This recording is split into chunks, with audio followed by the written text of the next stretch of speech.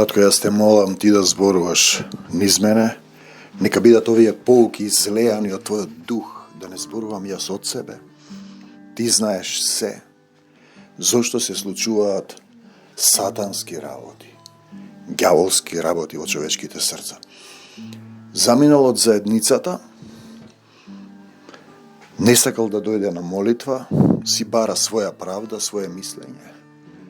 Да не раскажувам зошто и како, никој не го избркал, отворена е вратата, а тој упорно посакува да пропадне заедницата во која бил.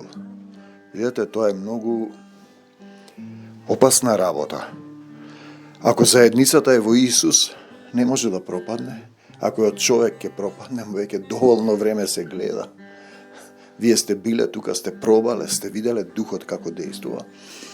И ти сакаш да пропадне. Тоа само покажува дека во тебе е се уште доминантна собственост, има тој сатански, ѓаволски дух, себе праведно, себе владење, фарисејство, цитирање, безсилно христијанство, телесно христијанство, односно се уште си во друштво на песовите и свињите. Песот се враќа на блуеницата и свињата во калта.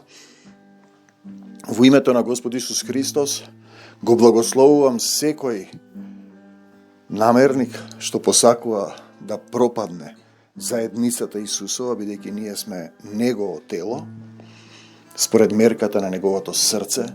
Видете, како и да кажете, ќе се врати еден ден и наплатата нема да биде добра. Луѓе кои бегаат од молитви, од поуки, кои мислат дека знаат, кои тераат своја правда, кои озборуваат, кои мислат лошо, кои се бесилни во пораз, завладеани од телесниот дух, не прават разлика каде завршува нивната душа и каде почнува ѓаволот во нив. Ете, тоа е проблемот, затоа ние велиме и денеска и довека: бегај од нас, Сатано, во името Исусово и не враќај се повеќе. Не за сатаната и смртта, да за Исус во секој сотрудник. Од земјата до небесата. Амин. Се што не е од Исус веднаш да замине. Во името на Господ Исус Христос од секој сотрудник. А тој што сака да се врати, треба да дојдеш, да паднеш на колена и да кажеш: навистина со вас е Исус. Друг пат нема.